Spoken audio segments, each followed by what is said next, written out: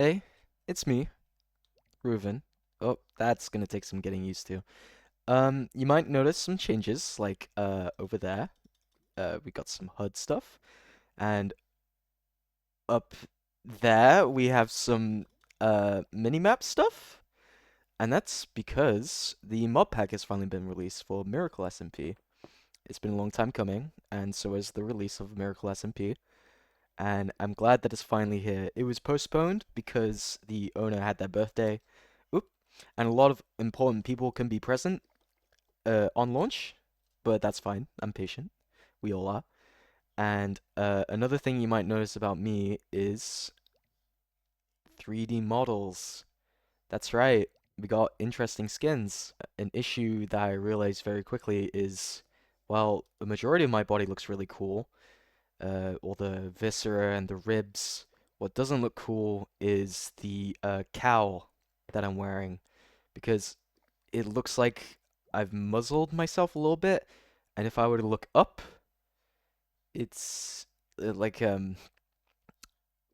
looks very voxel, and that wasn't really what I was going for. So I'm experimenting with how my skin looks a little bit with this mod in mind, and hopefully I can land on something that looks pretty good. Besides that, there was a big mod list that we were given. I've added a bunch of my own. For example, the free cam that you're seeing right now. It's on a toggle. Very simple. I can go in and out, and that'll definitely help for scenes recording. So like I could, ooh, still again haven't gotten used to this. I can be over here. I'm gonna be talking to someone, and they could be like over there. Something along those lines. And I can also do a lot of gestures like this. I'm very excited for it actually. And besides that, we were also given a bunch of shaders to play around with. There were a lot. I deleted the rest of them because I don't think I'll be using them. But it was this one, Silder's Vibrant Shaders, that I landed on because if you go into dark places, it looks very, very cool. So you might be wondering what this is. This structure is what I plan on building. I call it the Crypt.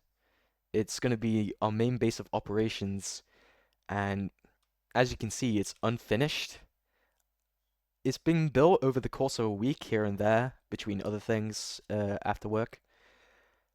And I've just done my best because I had a whole list of things I want to build. So far, I've only done the function rooms. All these rooms have a use that I kind of need ASAP to get everything else going. The only things that I technically haven't built on my function rooms list is the alchemy and enchanting places, but I imagine they'd go somewhere there. This is the bedroom, by the way. This crypt portion is the only portion that will be exposed, and I imagine a cemetery would surround it.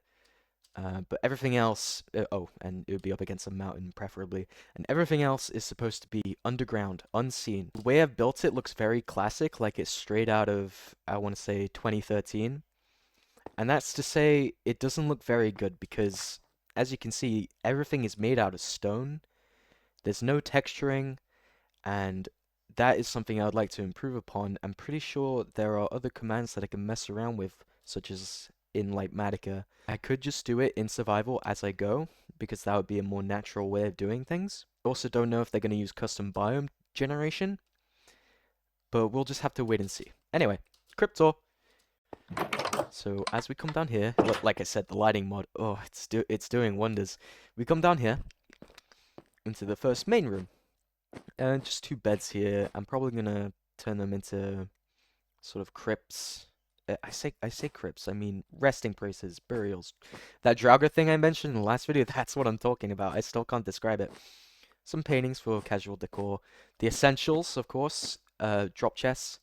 And you might be able to see actually a space back there. It's because this area is gonna expand into the storage room.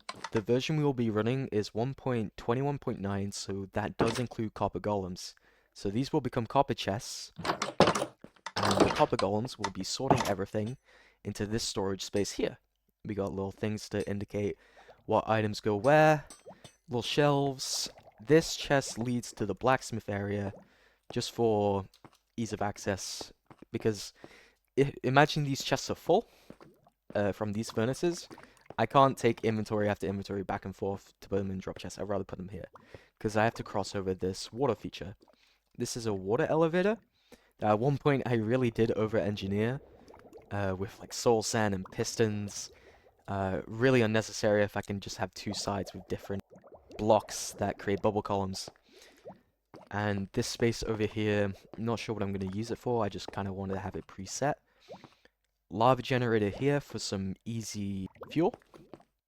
If I go down the small hallway here, there's two connecting paths, and also this staircase. This is a small little hub area. This desk, I don't think I'll have in the main room. It was just for a little meme that I made.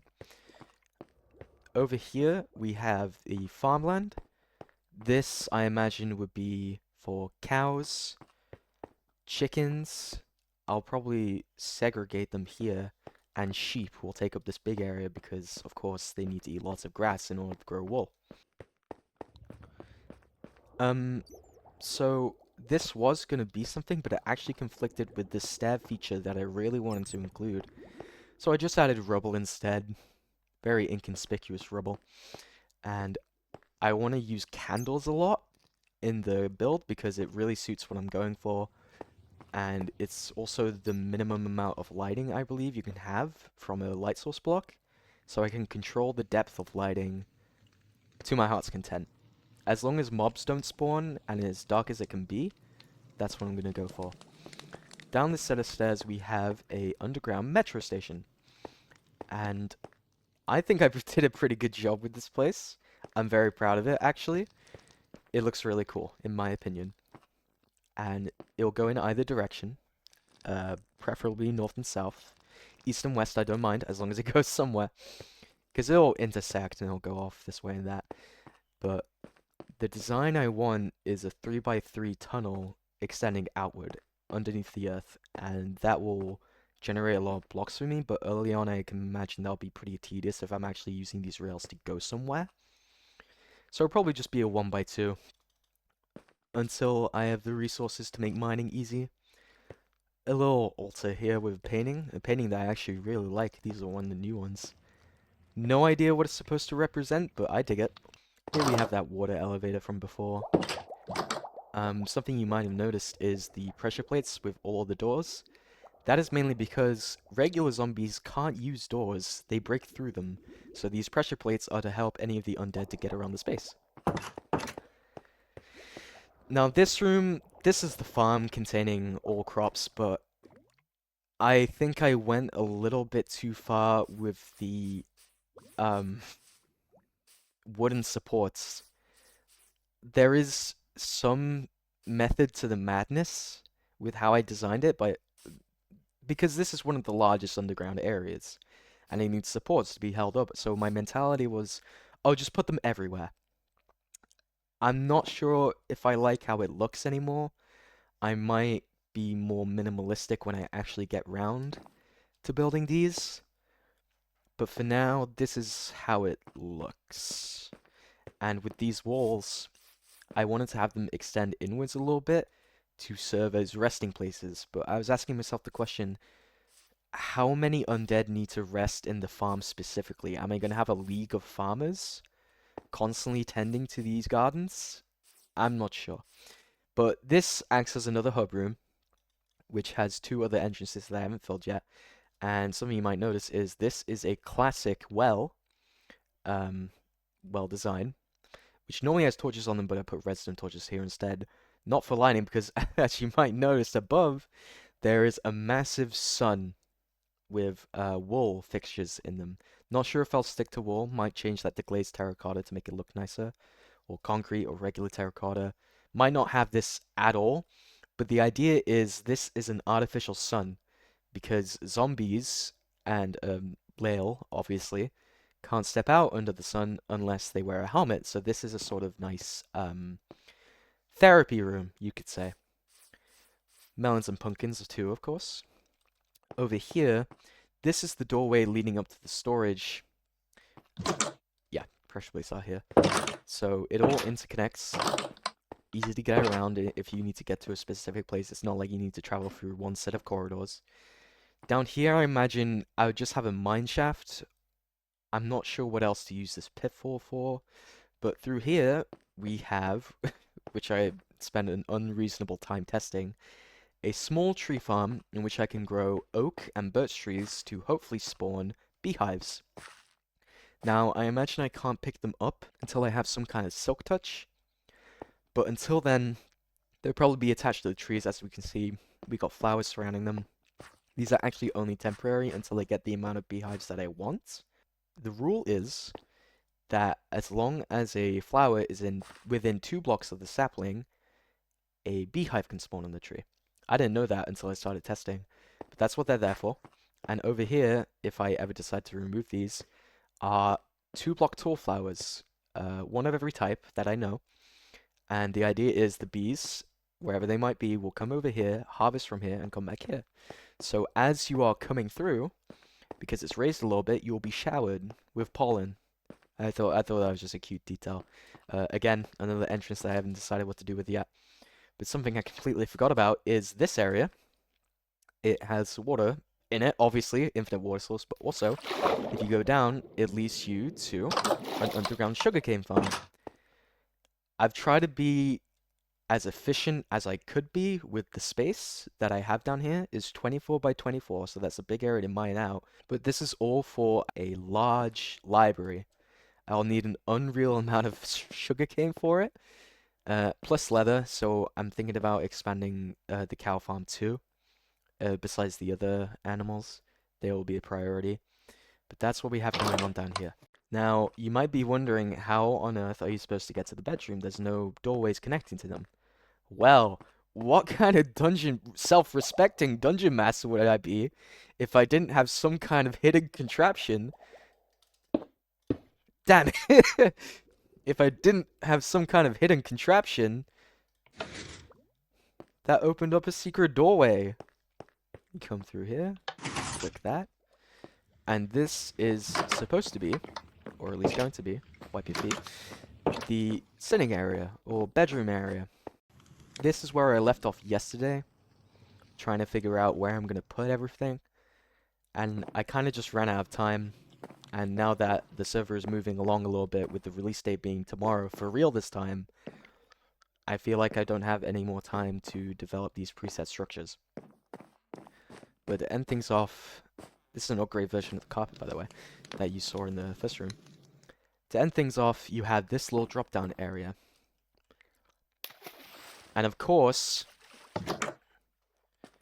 the painting leads somewhere, except you wouldn't really know that if you tried the, ye old crouching technique, because there's a door there that you can only open from one side. I put a button on the other side so that it closes after itself.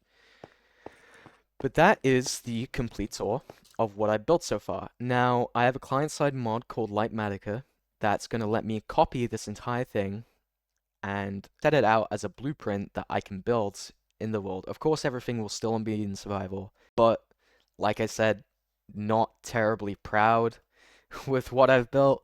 It's kind of, again, like I said, that 2013 vibe, whereas I imagine most of the other builds in MiracleSMP will be quite grandiose. But I guess we'll just have to wait and see. I'm actually excited to see what everyone else builds. I'm just glad that what I've done, even if it doesn't look great, is original. This is what I've built, and I'm going to be very glad to be living in it.